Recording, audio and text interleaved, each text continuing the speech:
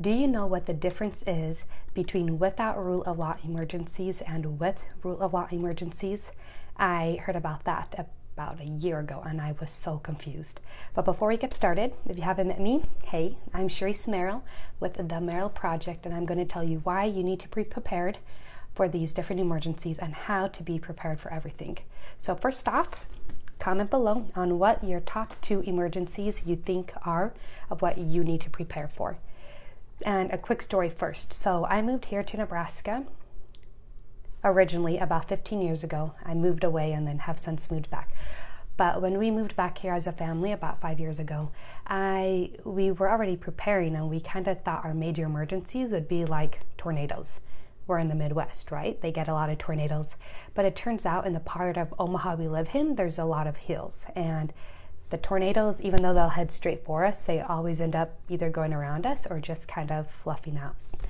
But we've learned over the past 5 years that we do get a lot of power outages because we're in an older neighborhood and the big trees tend to hit the power lines.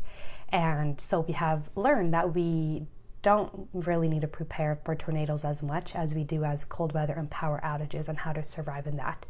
So we've learned how to adjust with that. So what's the difference between emergencies? So there's without rule of law and without rule of law. It's confusing. That's why I'm reading it off my page. I'll link up to a video in the comments where it explains it a little bit more. But what it pretty much is the without rule of law emergencies are the typical emergencies we think of that don't really follow any law. They're natural disasters, a major industrial accident that just happens, home invasions, that type of things that are kind of all over the place. But the without rule of law emergencies, these happen when no one pays attention to the government anymore. Kind of scary, right?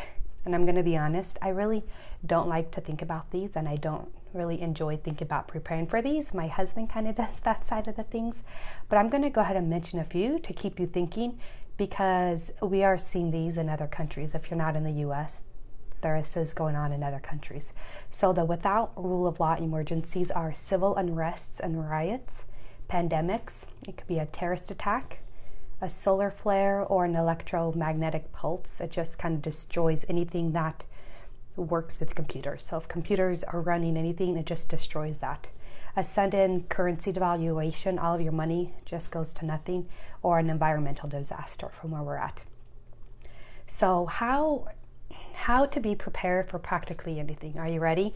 There's kind of a few steps and chances are, since you're already a part of my Facebook page and maybe a part of my group, you've already started preparing and taken steps towards that. So you're on the right track, but these are the complete steps to really know, and you can say, okay, we are as prepared as we can get for anything that's going to happen. Oh, really quick, I just thought of a story. My husband, you know the fires they had back in California, which was a terrible thing, and how fast they were and everyone had to leave. Well, my husband read an article, and there's this couple right before they evacuated. They hooked up their sprinklers and they put them on top of their house and they left them running. And they were able to leave them running on top of their house because they had a well. So they hooked up their sprinklers to their well water and put it on top of their house. And over the years, they would actually rake away all the little fire debris, the little stuff that I can't remember the terminology right now, but all that stuff that catches on fire easily, which actually is illegal in California without certain permits. So they kind of illegally did that. They put sprinklers on top of their roof and then they left and evacuated.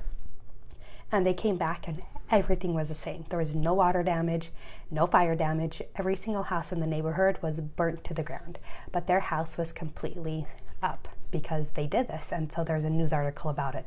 And that was really cool. So I'm going to kind of reference a little bit of the things what they did as I go down this list of 9 things to do to know that you are prepared for anything. So the first one is a 72-hour kit. And in that 72-hour kit, you'll want to have an emergency binder so that if your house is burnt to the ground type of thing, you have all of your information to make calls about mortgage and home insurance and all of that type of stuff. So this couple had a bug out bag, so they were able to spend their time getting their house ready and then just grab their bags and go in the evacuation. The second thing you need to be prepared for everything is water. Water is a huge deal. I mean, bottled water always, you see it in all natural disasters, they are all out of the grocery stores first before the food. And the thing that helped this California couple is they actually had their own well water. And I know everyone can't do it this way, and that's how they're able to save their houses. They could hook up the well water to the sprinklers, which is pretty cool. The third thing you need is food. Again, they had their food storage, and when they came back, they were able to use that food storage when the grocery stores weren't there anymore. And thinking about the earthquake that they had in Alaska a few weeks ago, I know a lot of people who had food storage and they relied on it because the trucks couldn't get into town to deliver and restock the grocery store. So any type of emergencies, food storage is a must too. The fourth thing is medical. So take the basic first aid kits. You can actually call your fire departments, and some of them will just do community first aid class. So have a medical kit and know how to use everything in that medical kit. So don't go and buy a crazy expensive one that you don't know how to use any of that stuff. Make sure it's one that you know how to use and get trained on it. And then you can also help others out on a way. I know there's some people in our Facebook group, and they live about 30 minutes away from the closest the closest town. And so fire trucks, it takes at least 20 minutes to get out there. So there's a big thing that's happening. She needs to know her first aid kit, her first aid, so that she can help with that. The next one is communication. So how are you going to communicate? Figure out a way to communicate with that. There's so much I can go into with communications. If you're interested in some tips, I have a emergency evacuation class that covers a lot of tips with communication. That's on my free resources page, so comment below if you have questions about that and I can send you a link. The next item to be prepared is power. Have a way to generate your own electricity. Whether it be another generator, or I know some people do water power or wind power, but find a way, even if it's just a small generator, to be able to generate your own electricity. The next one is personal protection. Now, I'm not going to go too into depth with this. There's a lot of people who are anti-gun and pro-gun, and I'm not here to start a fight. But if you're going to take the time to have a 72-hour kit, have food, have water, have medical, you just want to be able to prepare for it if somebody was going to come take it. So whether it's self-defense techniques or another way, make sure you have personal protection and you know how to use it safely. The next one, we have 2 more left, is to create an action plan. Because without a plan, you are going to be really stressed, and if you have kids, they're going to be freaking out, not knowing what to do. And I mentioned my emergency evacuation class a little bit ago, and in that emergency evacuation class, I actually go through plans and how to have that plan. So check that one out too. But knowing what to do, I've heard of a lot of people who spring it on their kids. They're like, 5 minutes, we are leaving, and get everything packed, and they'll go to the park and figure out what they had and would they be able to survive for 3 days. So creating that action plan. And the last one, almost the most important, is training.